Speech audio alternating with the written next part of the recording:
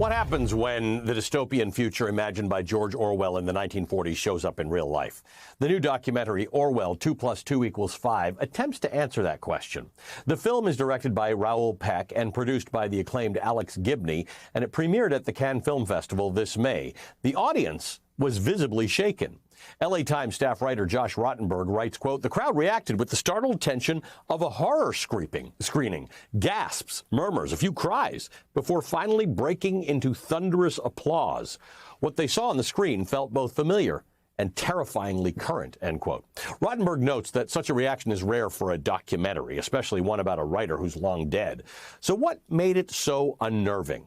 Perhaps it's the chilling realization that Orwell's vision of society's darkest potential, surveillance, censorship, manipulation, is unfolding before our eyes around the world and right here in the U.S. Freedom is slavery. War is peace. Ignorance is strength. Totalitarianism, if not fought against, could triumph anywhere.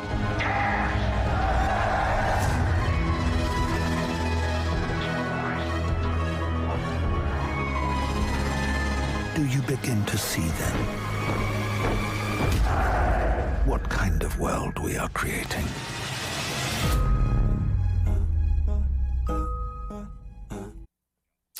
Certainly is unnerving. Orwell 2 + 2 = 5 explores how Orwell's political and social commentary from the 1940s remains startlingly relevant today.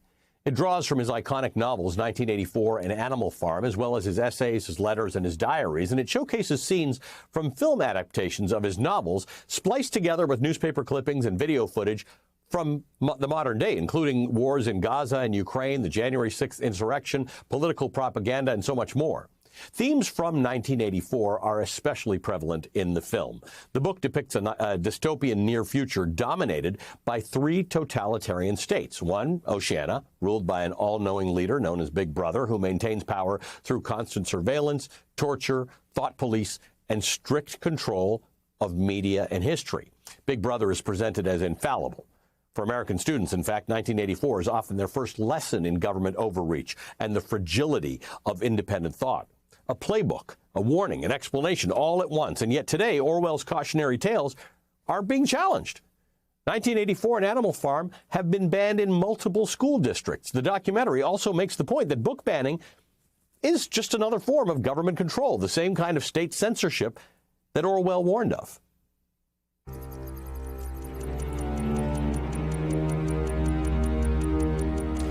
In a particularly powerful audio and visual moment, one scene scrolls through recent book bans in the United States. More than 3,000 books, including titles like The Handmaid's Tale, I Know Why the Caged Bird Sings, and the King James Version of the Holy Bible. All of these have been previous Belshe Book Club features. The documentary visually demonstrates how Orwell's warnings about censorship and authoritarian control are no longer just fiction. They're very much part of our reality. The award-winning producer Alex Gibney joins me after a quick break.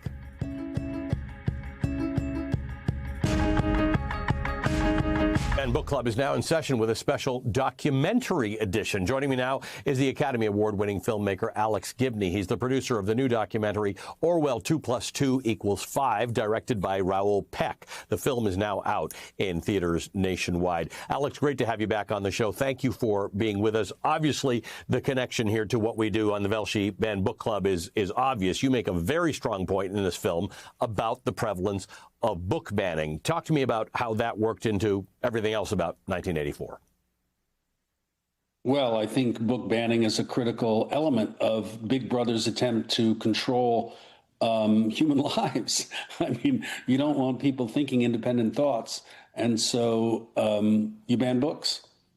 Well, talk to me about the title, 2 + 2 = 5, and how that, I think it ties into Newspeak that we talk about in 1984. Newspeak and doublethink. I think the idea is 2 + 2 = 5. The idea of an authoritarian, the goal of an authoritarian state is to force its citizens to accept as reality something that they know not to be true. In other words, if the emperor says, look at my wonderful clothes, and you see that he's naked, you're supposed to say, "Oh, you're right. Your clothes are so beautiful. I'm so impressed by your tailor." I think that is the critical element. It's sort of it was the kind of inciting slogan for Raul as he was figuring out how to frame his film on Orwell, because he saw that that simple element, something we all know, 2 + 2 = 4. It's an expression. We have 2 + 2 = 4. It's like, it's obvious. It's true. But once you say about something that is so obvious and so true that actually it's not true, it's 5. Why is it 5? Because I, dear leader, want it to be 5, or Big Brother in the case of 1984. A couple of weeks ago, I spoke with Veronica Roth about Orwell's 1984. Her book, her best-selling Divergent series, also contributed to the American dystopian literary canon. And I asked her about how Orwell's control of language leads to control of thought. Here's what she told me. The kind of theory presented by the characters in 1984 is that if you restrict the ability for people to express complex thought, then you'll reduce their ability to have complex thought. And that's kind of the theory behind Newspeak.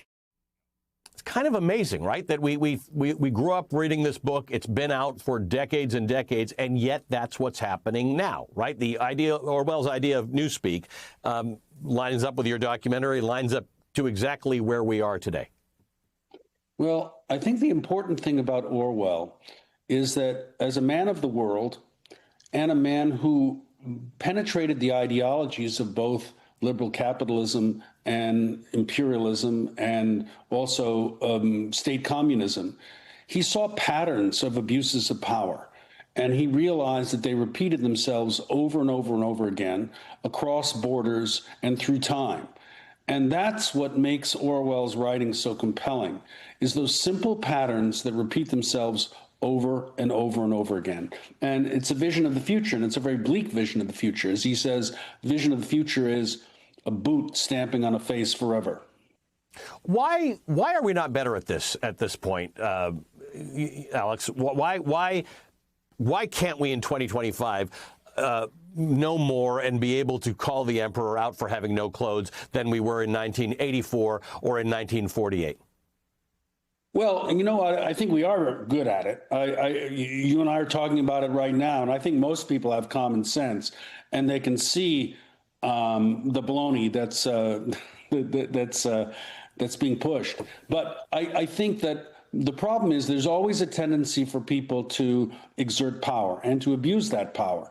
And the first thing that power tries to do is it's not that we're not aware that we're being forced to say something that we don't believe in. We're aware, but the brute force of power says, if you don't agree, after all, in 1984, the whole idea is you break somebody down by torturing them, right, until finally they accept the idea that 2 + 2 = 5.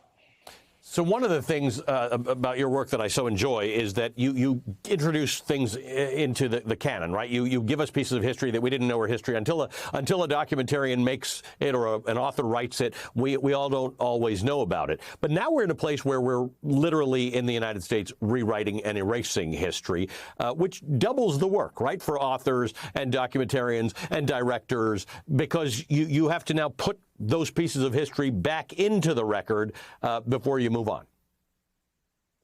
Yeah, it's very hard. And, Orwell wasn't the only one who wrote about this. Obviously, Ray Bradbury wrote about it in Fahrenheit 411.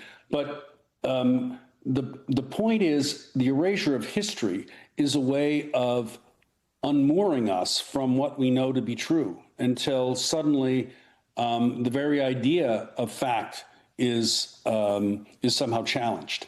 So, yeah, it is hugely challenging because every day you have to wake up and say, no, what Donald Trump just said today isn't true.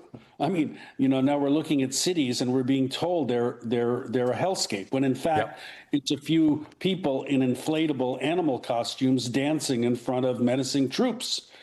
The inflatable animal costumes are not threatening the life and blood of the democracy.